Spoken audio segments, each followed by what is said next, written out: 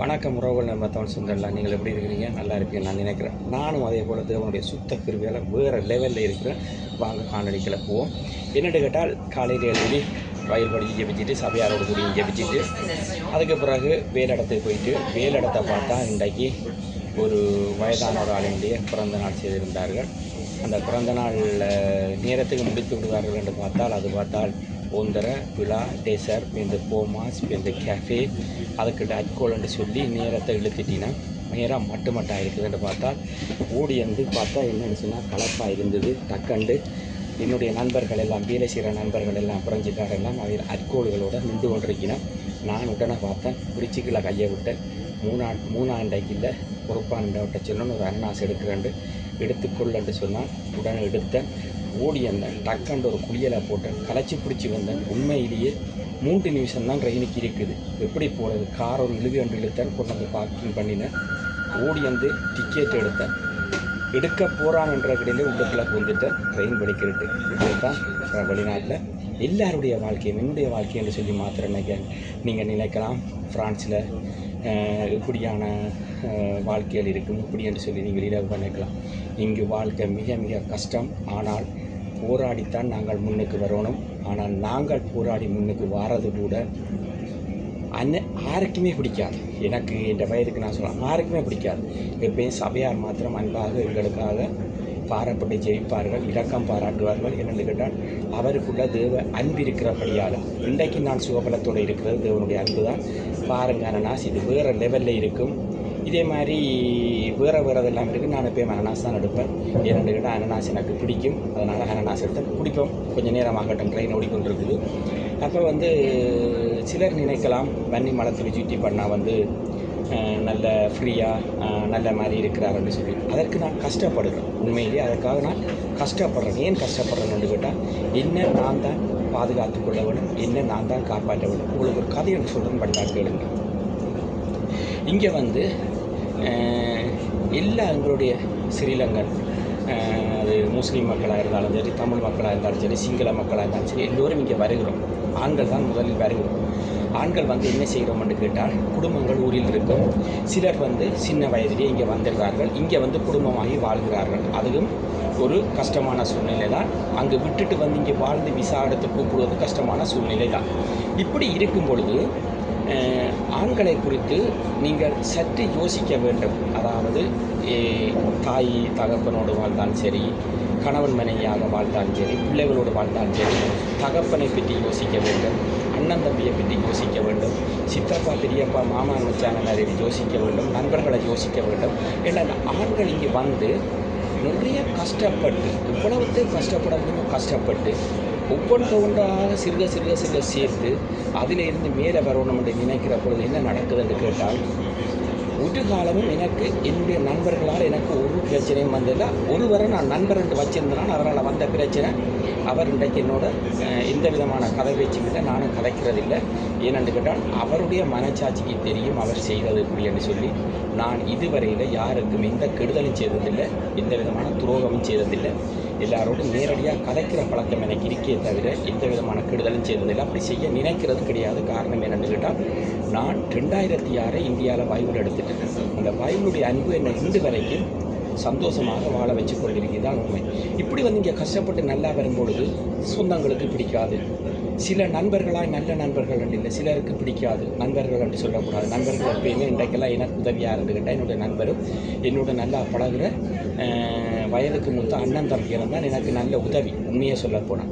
அப்படி இருக்கீங்கள சிலரை நீங்கள் கெடுத்து விடலாம் என்று சொல்லி நினைக்கிறீர்கள். உண்மையிலேயே நாங்கள் எல்லாம் தமிழர். யோசிச்சு பாருங்கள். உங்களுக்கு மற்றவர்களுடைய கஷ்டங்கள் உங்களுக்கு தெரியாது. ஆனால் அவர் கஷ்டப்பட்டு நல்லா வரும்பொழுது அவரை நீங்கள் கீழே விழுத்தி விடணும் என்று நினைக்கிறீர்கள். அது ஒரு நாளும் கூடாது. ஏனென்று கேட்டால் தேவன் கூட பழைய ஏற்பாட்டை சொல்லுகிறார். பழைய ஏற்பு காலத்தில் கூட பல்லுக்கு பண் கண்ணுக்கு கண்ணன் இருந்தது. ஆனால் தேவன் புதிய ஏற்பாட்டு காலத்தில் வருகிறார். யோவான் அழகாக சொல்லியிருக்கிறார் இயேசு கிறிஸ்துவை பற்றி. எப்படி இயேசு வந்தார், எப்படி ஞானஸ்நானம் கொடுத்தேன், எப்படி இயேசு வாழ்ந்தார், இயேசு எதற்காக இயேசு மரித்தார், எதற்காக மீண்டும் உயிர்த்தார், எதற்காக எங்களையெல்லாம் மீட்டு கொண்டார் என்றதை அழகாக சொல்லப்பட்டிருக்கிறது புதிய ஏற்பாட்டில். அப்படி இருக்கும் பொழுது நீங்கள் ஒவ்வொருவரும் என்ன நினைக்க வேண்டும் என்று கேட்டால், ஒரு மனிதரை எங்களுக்கு பிடிக்கவில்லை என்று சொன்னால் அவருக்கு ஒரு நாளும் கெடுதல் நினைக்காதீர்கள். அதே போல் சட்டத்திடம் போய் நீங்கள் எவ்வளவுதான் பிரச்சனை இருந்தாலும் சட்டத்திடம் போய் நீங்கள் சொல்லிக் கொடுக்காதீர்கள். காரணம் என்னென்னு கேட்டால், நாங்கள் எல்லோரும் தமிழர்கள். நான் வெள்ளைக்காரருக்கு விசுவாசி தான், பிரெஞ்சுக்காரருக்கு விசுவாசி தான். ஆனால் நான் ஒரு நாளும் யாரையுமே தவறாக போய் சொல்லுவது கிடையாது. பிரச்சனை உண்மையாக இருந்தால் அதை சொல்லுவேன், இப்படி எப்படி நடந்தது என்று சொல்லுவேன். நடக்காத பிரச்சனைகளை அவர் மேல் இருக்கிற கோபத்தில், அவர் மேல் இருக்கிற எரிச்சலில், அவர் வளர்ந்து விட்டார் என்ற ஆத்திரத்தில் நீங்கள் போய் சொல்லிக் கொடுக்கிறீர்கள். அது அந்த கஷ்டப்பட்டு வளர்ந்து வர மனிதனுக்கு நான் நேர்மையாக இருந்தும் இப்படியான ஒரு விடயம் நடக்குது என்று சொல்லியிருக்கல, அவருடைய மனதுக்கு எவ்வளவு வலி கொடுக்கும். உங்களை குறித்து அவர் எப்படி நினைப்பார் தெரியுமா? நினைப்பதற்கு தேவன் சொல்கிறார், நினைப்பதற்கும் வேண்டுவதற்கும் அதிகமாக உனக்கு நான் தருவேன் எல்லாத்தையும். நிச்சயமாக எனக்கு தேவன் தருவார். நான் தேவனுடைய விசுவாசத்தோடு தான் வாழ்ந்து கொண்டிருக்கிறேன். அதே போல் எனக்கு என்னுடைய நண்பர்கள் எல்லாம் என்னோட அடித்து கதைப்பார்கள், என்ன செய்கிறா, ஏது செய்கிறா, இப்படி இருக்கிறான்னு சொல்லி. ஏன் கதைக்கிறார்கள்? அவர்கள் கதைப்பதற்கு என்ன காரணம்? எங்களுடைய வெளிநாட்டு வாழ்க்கையில் விரிசல்கள் விழுவது எல்லாருக்குமே தெரிந்ததுண்டு. அதிலிருந்து நீ உன்னை மீட்டுக்கொள். உண்மையிலேயே அவர்கள் சொல்வது சரி. இன்றைக்கு இப்படி ஒரு பிரச்சனை வந்து நான் ஒரு விடயத்தை சொல்ல வருகிறேன், உண்மையான ஒரு விடயத்தை ஓப்பனாக சொல்லுகிறேன். இந்த வன்னிமலை துளி யூடியூப்பில் நான் இன்றைக்கு இப்படி ஒரு பிரச்சனை எனக்கு நடந்து விட்டது, எனக்கு இப்படி ஒரு பெரிய ஒரு அவமானம் வந்து விட்டது, இதை என்னால் ஏற்றுக்கொள்ள முடியாது என்று சொல்லி நான் என்னையே நான் மாய்த்திருந்தால், என்னை குறித்து எனக்கு எதிராக வழக்கு போட்டவர்கள் எப்படி செய்திருப்பார்கள் என்று சற்று சிந்தித்து பாருங்கள். எனக்கு எதிராக அவர்கள் என்ன சொல்லியிருப்பார்? எங்களுக்கு ஒன்றும் தெரியாத அவர் மேல் தான் அனைத்து பிழையும். நான் உயிரோடு இருக்கும் பொழுதே எங்களுக்கு இப்படி செய்கிறவர்கள், நாங்கள் உயிர் இந்த உலகத்தை விட்டு நாங்கள் பிரிந்து போய்விட்டால் எப்படி எங்கள் மேல் அவதூறுகளை சொல்லுவார்கள்? எங்களில் ஒன்றுமில்லை, அவர் மேல் தான் பிழை. ஆதலால் தான் நான் இறுக்கமாக சொல்லுகிறேன், என்னுடைய நண்பர்களே, தமிழ் சொந்தங்களே, உறவுகளே, கோபிக்காதீர்கள். உங்களுக்கு ஒரு பிரச்சனை வந்தால் நீங்கள் ஒரு பொழுதும் உங்களுடைய உயிரை மாய்த்து கொள்ள நினைக்காதீர்கள். நாங்கள் போராடி வந்த நாங்கள், போராட்டம் என்றால் எங்களுக்கு என்னென்று தெரியும், வாழ்க்கை என்றால் ஒரு நாள் நீங்கள் அப்படி நினைக்கக்கூடாது. நீங்கள் வாழ்ந்து காட்ட வேண்டும். தேவன் கூட அதைத்தான் விருப்பப்படுகிறார். நீங்கள் வாழ்ந்து காட்டி நான் எப்படியான மனிதன் என்று சொல்லி நிரூபித்து விட்டு போக வேண்டும். அவர்கள் செய்த தவறுகளை அவர்கள் உணர்ந்து காலம் முழுக்க தேவனுடைய சன்னிதானத்தை தேடி அலைகிற அளவுக்கு தேவன் காரியத்தை செய்வார். ஏன் நான் இதை சொல்லுகிறேன் என்று சொன்னால், நான் சாதாரணமாக இந்த விடயத்தையும் கதைக்க மாட்டேன். எல்லாத்தையும் ஆலோசனை பண்ணி, எல்லாத்தையும் என்னுடைய மைண்டில் ஏற்றி, இதுகளெல்லாம் சரியா, இது எல்லாம் நலமாக இருக்குமான்னு யோசித்தால் தான் கதைப்பேன். என்னோடும் கூட இவ்வளவு பேர் பேசுகிறார்கள், அண்ணா நீங்கள் வன்னிமலை துளி யூடியூப்பில் பகிர்ந்துகிறது எல்லாம் உண்மையிலேயே நடந்து கொண்டிருக்கிறது தான் சொல்லுகிறீர்கள். நீங்கள் நல்லபடியாக இருக்க வேண்டும், சந்தோஷமாக இருக்க வேண்டும், உங்களுக்கு எல்லாம் நல்லதாகவே நடக்கும் என்று எனக்கு எத்தனையோ பேர் சொல்லுகிறார்கள், எத்தனையோ பேர் கதைக்கிறார்கள்.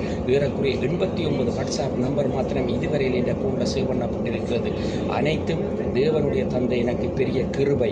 அதே போல் உங்களுக்கு என்ன மறுபடியும் சொல்ல வருகிறேன், 93 டிபார்ட்மெண்ட் உங்களுக்கு தெரியும், லூசே ஏர்போர்ட்டு பக்கத்தில் வன்னி இந்த டான்ஸ் ப்ரோக்ராம்னு சொல்லி நடந்து கொண்டிருக்கிறது.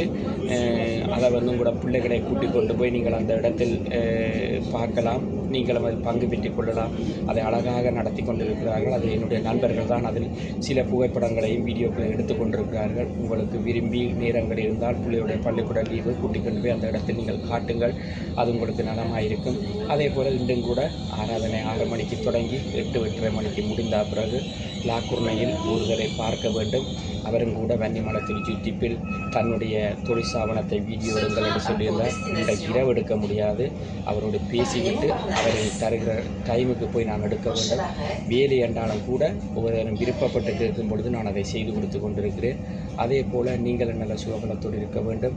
உங்களுடைய வேலிடங்கள், உங்களுடைய வீடு வாசல்கள், உங்களுடைய தொழிற்சாபனங்கள், உங்களுடைய குடும்பங்கள் எல்லாத்தையும் எப்பொழுதும் தேவன் உங்களை பாதுகாத்துக் கொள்வார். உங்களிடம் இந்த விடை பெற்றுக் கொள்கிறேன். உங்கள் அன்பு என்ற நன்றி, வணக்கம் என்பதும் சொல்லுகிறோம் அனைவருக்கும்.